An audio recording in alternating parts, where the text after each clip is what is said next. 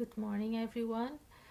It is a great privilege to be invited to give this presentation. I'm sure you've been enjoying the morning session, and we're all going to enjoy the afternoon session as well.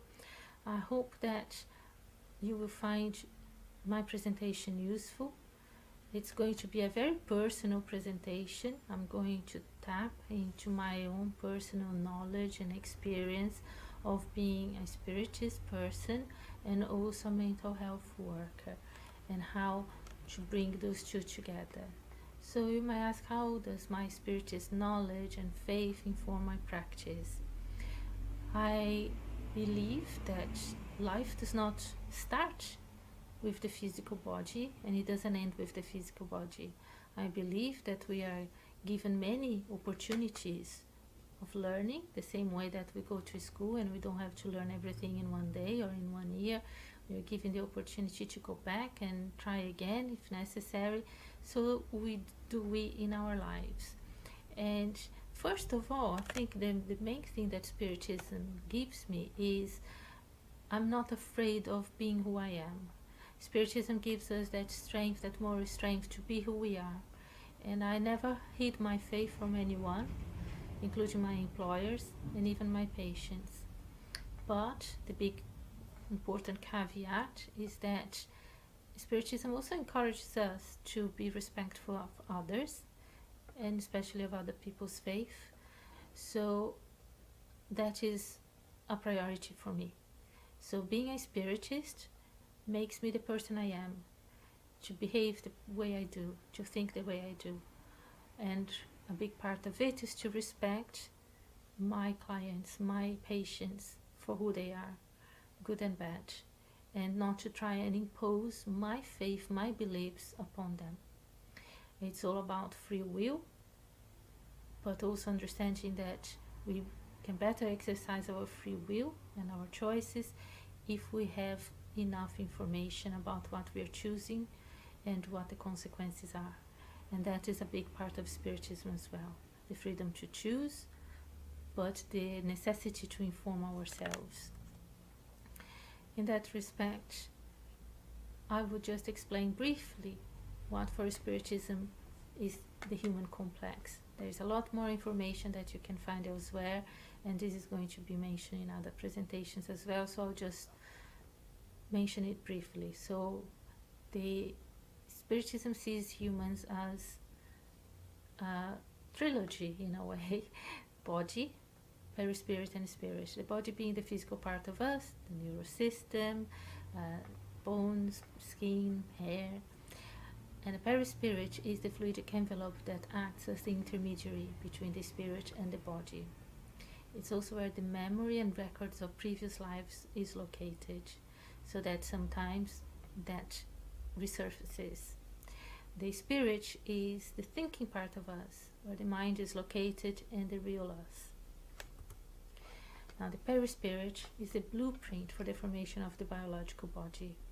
So if during our previous existences we have created problems, disturbances that have become imprinted in the perispirit, it will reflect in the physical body. It's composed of particles identical to those that compose the physical body, but vibrating at a different level, at higher frequencies. So we can use the analogy of water. Water has three main different states. The lower vibrations is the solid, the highest is the gaseous, and the intermediary is the water. So the perispirit may be composed of material particles, but it vibrates at a higher frequency, making it a good connector between the spirit and the physical body. And of course, its composition is strongly influenced by the mind here being the thoughts created by our spirit. So now we need to distinguish the mind from the brain. The brain is the physical part, the hardware in a way, and the mind is the software, where the software is generated. So the mind, the spirit being the programmer that programs the software that then is run through the brain. So if there is a problem with the hardware, by brain damage or genetic conditions, then our expression and understanding and reactions to the world around us is going to be dysfunctional. If there is a problem with the way we think and feel with the software, then our reactions is going to be disturbed as well. So if we fail to understand our patients as a complex but individual entity, then we fail them. If we only see our patients for the physical aspects, we are going to be missing quite a big part of who they are. If every mental disturbance is interpreted by us as a spiritual disturbance, as an obsession, then we also miss the point, because the problem is the close interaction between the spirit, the perispirit, and the body goes both ways. So long-term mental emotional disturbances can cause more permanent disturbances and blockages in the physical body as well, making it impossible to reverse a diseased process. So let's have a look at the thought. Thought originates in the spirit and not in the brain. So thought is part of the software, not the hardware. The hardware is the machine that we use to express our thoughts. And thought is consistent of material particles as well. They are much more subtle than even the perispirits, the one that composes the perispirit, but yet matter. We know that thought affects the composition of the physical body. It affects the way we respond to medication. The placebo effect is well known. When someone is taking something believing that it has the active component, even if it doesn't, if I feel that that's going to, if I believe that it's going to help me in a large number of people, it causes physical change to the biology of the body. And sometimes it works even better than the real medication, but taken by someone who doesn't believe that it will work for them or doesn't want to be cured. When perturbed, the mind creates very potent and detrimental, destructive energies that will affect our physical composition as well as our behavior. So negative thoughts have a very practical and physical impact in our brains that could lead not just to hormonal disturbances, causing things such as depression, for example, hallucinations, but it can even cause permanent damage that impacts on our behavior and our quality of life. According to Spiritism, all morbid processes are essentially mental processes. So how we think, how we feel will affect our physical constitution. And health is the soul in a state of perfect harmony. So we see people who are happy and carry terrible disabilities or terrible illnesses, because happiness and well-being, resilience, it doesn't belong to the physical body, it belongs to the mind, to the spirit.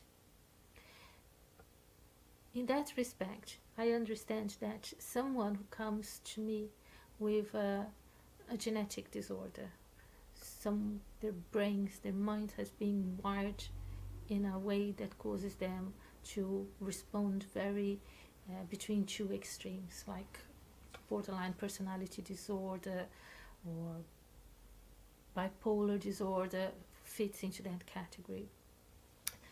I know that from a physical perspective, this person will always face challenges that other people, the normal, average person, don't have to face.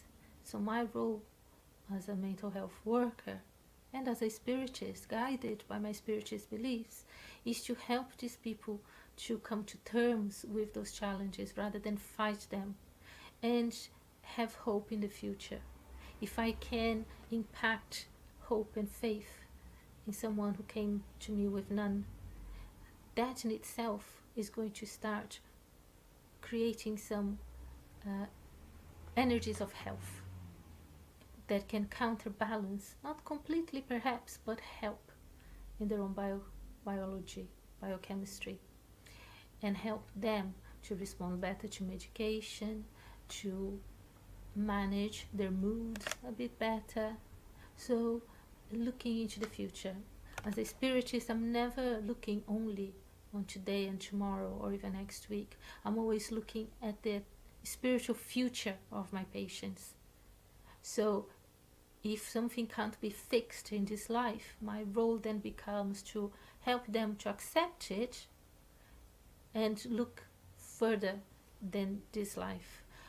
Not using this vocabulary a lot of the times, but just helping them to feel that there is hope in their future, that their future is not doomed to be as hard as their present is.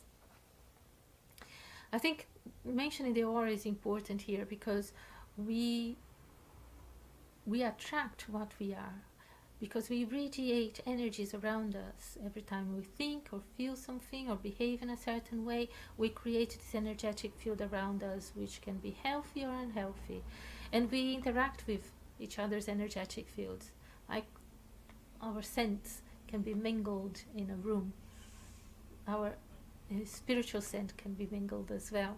So for example, someone comes in with a history of heavy drinking, being a horrible person to their friends, even a life of crime, and something makes me warm towards them, feel kind towards them, and I don't know why, because their behavior is the opposite to what I believe should be. And then someone else comes in, well dressed, well spoken, well educated, and I just don't connect with that person. This is because we are communicating at the energetic level, and there is some affinity there that connects us in a positive or not so positive way.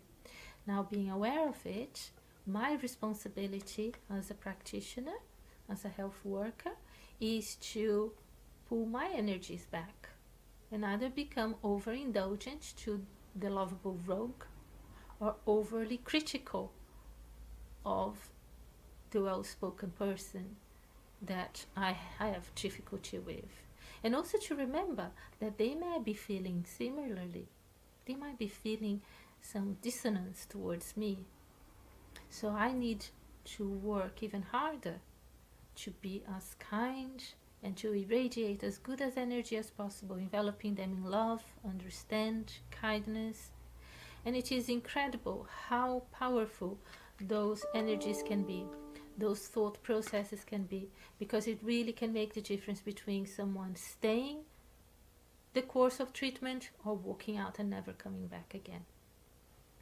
So we attract what we are, and once those connections are made, it's not always possible to undo them.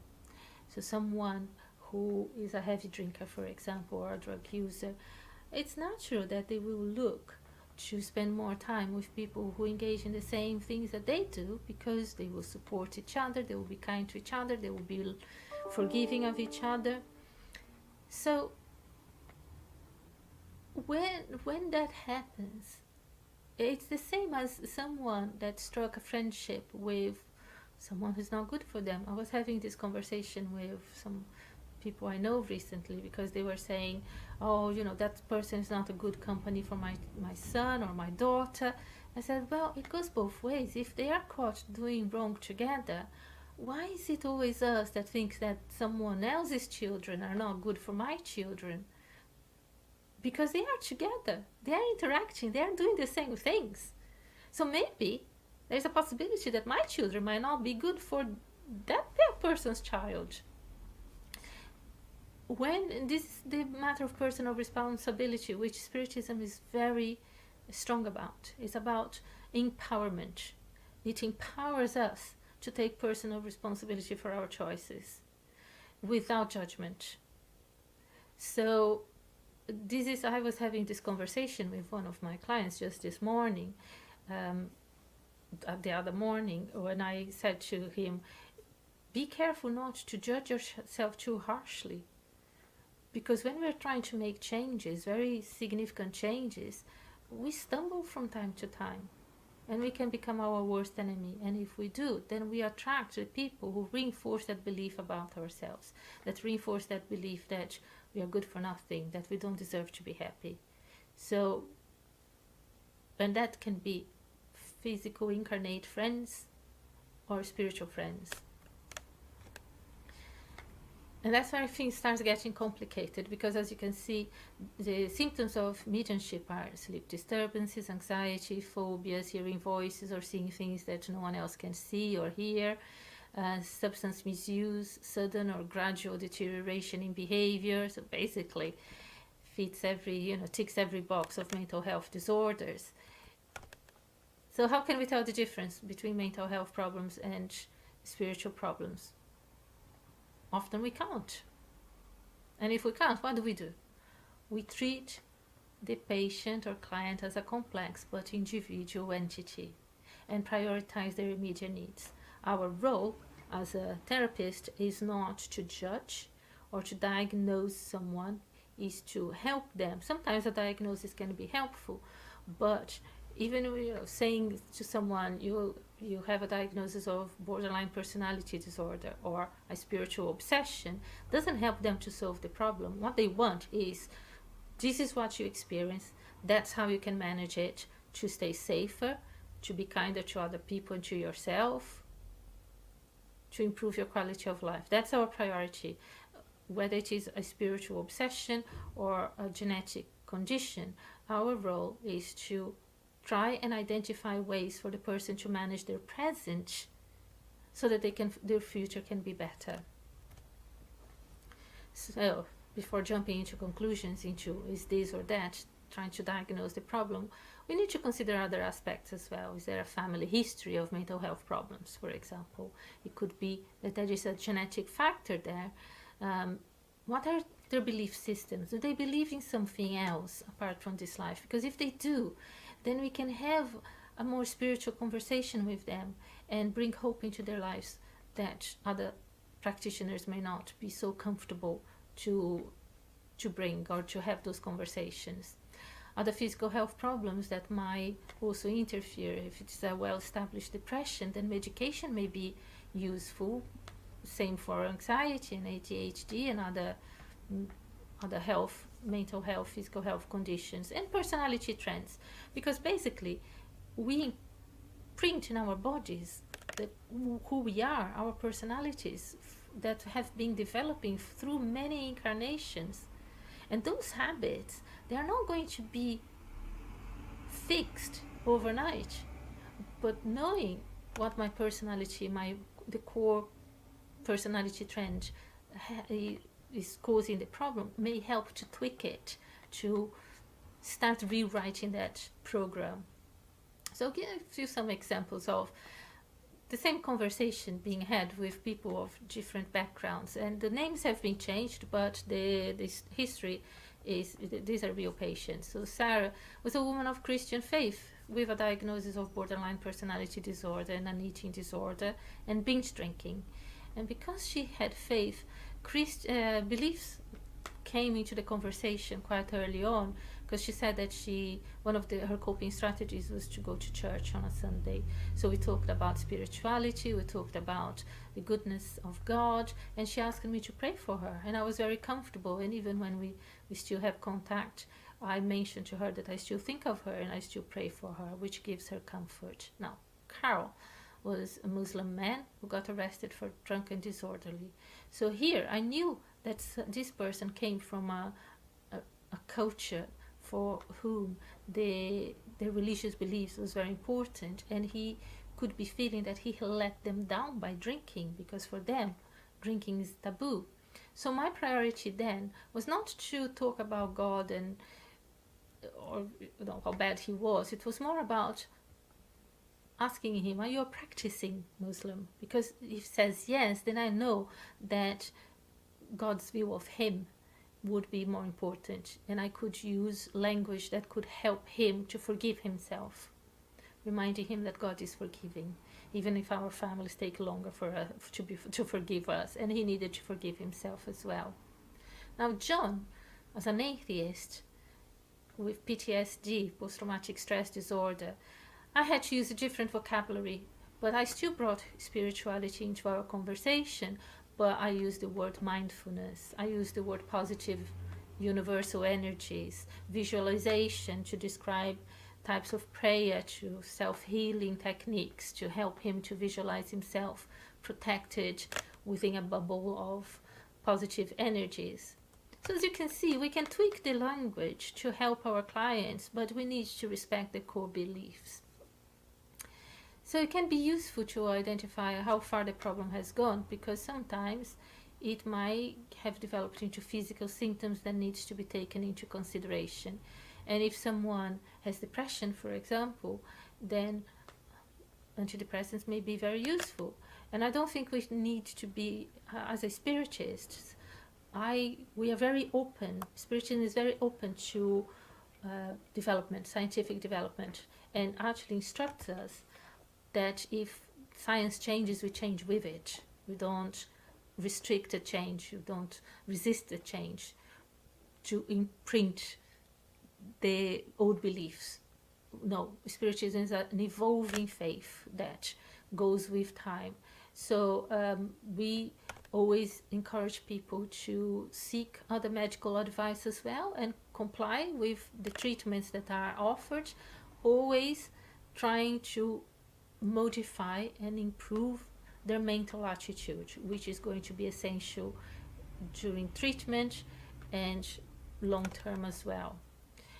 So mediumship is caused, mental health problems caused by mediumship are due to disturbed thought patterns that are then hijacked by others. And I like to change the word obsession by abuse, because an obsessing spirit is nothing but an abusive entity that sometimes connects with us in a friendly way but causes a lot of harm in the long term. Anything that lowers our mental, emotional energies can become a trigger to both mental health disorders as well as spiritual disturbances. So we need to bear in mind the core problem is low self-esteem, is trauma, is it an overinflated ego, and work with that in mind as well. So the initial stages, as most abusive relationships, it can look very protective and loving, and then it gradually develops in something more abusive. And mental health practitioners are very familiar with this kind of process. A friend that then moves in, that becomes a carer, that then are receiving benefits in the name of the person that they are supposed to be caring, using their money to buy their own drinks, bringing other friends over, feeding them other substances to maintain that control. And again, it doesn't matter, as far as I'm concerned, it doesn't matter if that abuse is being perpetrated by a physical person or a spiritual entity. The core aspect of the problem is the same. We need to strengthen the mind, the resilience of the individual. Of course, if it is an incarnate person, then that person can go to prison if they are committing a crime, and we will deal with it in the way that the law deals with it. We are going to make the report the same way, but we need to bear in mind that if we take a support system out of the picture, we need to be offering something else in place. And that goes for faith as well. If we take someone's faith away, let's make sure that we are replacing it with something better. So if someone is taking advantage of a patient, it doesn't matter whether it is an incarnate or a discarnate entity. We look at the priorities: the safety, harm reduction, support network, so to replace something that's negative with something more positive. And our conversations will represent that as well. The problem is sometimes, because if we don't look at the core factor that is causing that relationship, we miss the point, and we see abuse victims. That happens a lot when they end one relationship and then fall prey to another abusive relationship, because we need to work with the individual. And if it is a thought process that is defective because of past experiences that the person has, maybe even in a previous life where they have done stuff to other people, they come with that guilt, then we need to identify that if possible, rather than blame someone else for what's happening, but not blaming the individual either. It's about helping that individual to realize and understand that they can change their future. They can't change their past, but their choices in the present can change the future and become more self-aware. And I use mindfulness a lot for that, because mindfulness is a form of prayer and it's a form of self-healing, and uses neutral language that doesn't carry the negative charge of the religious language. So I can say prayer to someone of faith, but I can say meditation to someone that I don't know if they have a belief, or religious belief or not, or if they have a faith. And that is the same. What the purpose here is to help that individual. And Spiritism gives me this flexibility, gives me this freedom that I did not feel I had with the religions I grew up with. So sometimes we find ourselves in a religious setting that restrains us in terms of what we can offer people. And Spiritism gives me complete freedom, because it gives the focus, puts the focus on the good I'm trying to do to help other people, rather than trying to sell my religious beliefs. So I find it very easy to change the language I use if I need to, without feeling guilty about it, because it's about the good that we need to do, rather than persuading people of our beliefs. So how do we break the cycle when we identify that vicious cycle of self-punishment, going from one abusive relationship to another, one obsession to another? We need to understand that we construct our own social reality. That is, we have free will, we have the freedom to choose, and it's our choices that will make the difference. Social influences shape our behavior, which means if I make choices that bring people who like drinking, abusing sex, misbehaving, committing crimes into my life, it's because if I enjoy those things as well, I might feel guilty, but I'm still enjoying it, because if I wasn't, I probably wouldn't be doing it. So if I start changing the choices I make, then I change gradually, inevitably, the people I hang out with, the people around me. And that's because our personal attitudes and predisposition also shape our behavior. So again, you can see that the science of psychology and Spiritism, they're just using different words to say the same thing. It's about personal responsibility, it's about choice, it's about time. What Spiritism gives me that other religions or science alone doesn't, is the gift of time, the gift to know that life doesn't start here and doesn't end here. Life continues, so the lessons I haven't been able to learn now, I can learn later on if I continue to make the effort. And that goes for my patients. So I never despair, I never lose hope, and the hope I have can be imparted on them as well. We have to be careful, because with our thoughts, and this is one thing that I always stress for my clients as well, make a plan, believe in something, visualize that future you want to have, visualize yourself succeeding, because we can create our own reality, we can create our future, and it starts with our present thought. So our situation will change according to how we change our perceptions of things as well.